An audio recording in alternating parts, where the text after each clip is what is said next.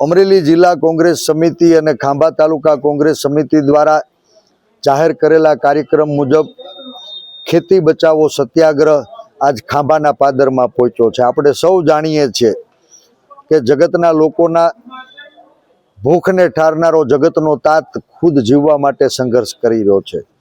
આ વખત દિવાળીને દી ખેડૂના ઘરે ફટાકડા ફૂટશે એવી આશ હતી, પણ કુદરત રૂઠો કમોસમી માવઠાથી 9 દી સુધી સૂરજ દાદા ઈ વાદળાની પાછળ છુપાણા। અતિ ભારે વરસાદ અને અતિવૃષ્ટિના કારણે આજ ખેડૂતોના ખેતરમાં ઉભેલા મોલ સાફ થઈ ગયા છે। કપાસ અને મગફળી જેવા મુખ્ય અને ગૌણ પાક ફદિયું કોઈના હાથમાં આવે એવી સ્થિતિ નથી। આવી કપરા કાળની અંદર ખેડૂતોને જીવાડવા પડે એમ છે। શિયાળુ ખેતી કરવી છે, ખિસ્સા ખાલી છે, હાથમાં ફદિયા નથી, મંડળીના હપ્તા ચૂકવાય એમ નથી, ત્યારે તમામ ખેડૂતોના દેવા માફ થાય એવી ખેડૂતોની લાગણી અને માગણી એને અમે બળ પૂરું પાડવાનો પ્રયાસ કરી રહ્યા છીએ।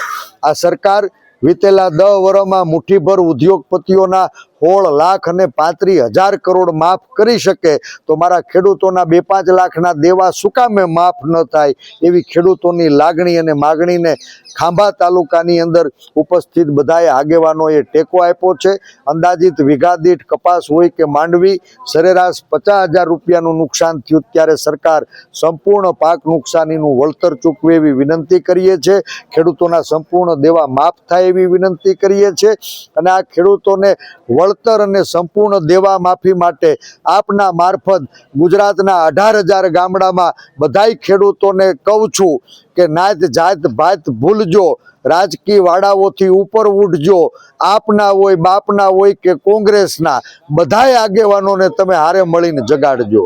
આવતા 1 અઠવાડિયામાં આખાય ગુજરાતના 18,000 ગામડામાં ગ્રામ સભાઓ યોજાય અને કમોસમી માવઠાથી જે ખેડૂતને નુકસાન થયું છે એ ગામ દીઠ જે ખેડૂતનું નુકસાન છે એનો આંકડો ઠરાવનો હિસ્સો બને।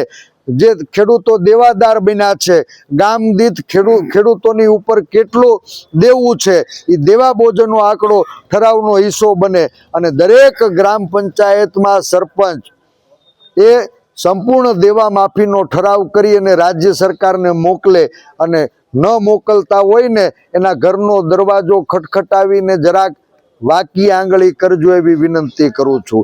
તમારા મારફત હું ગુજરાતના ખેડૂતોને કહું છું કે અમે નેતાની નાદ કહીને ગુમડે લગાડવાય કામ ન લાગી, પણ આજ કપરો કાળ છે, જગતના તાતને જરૂર પડી છે।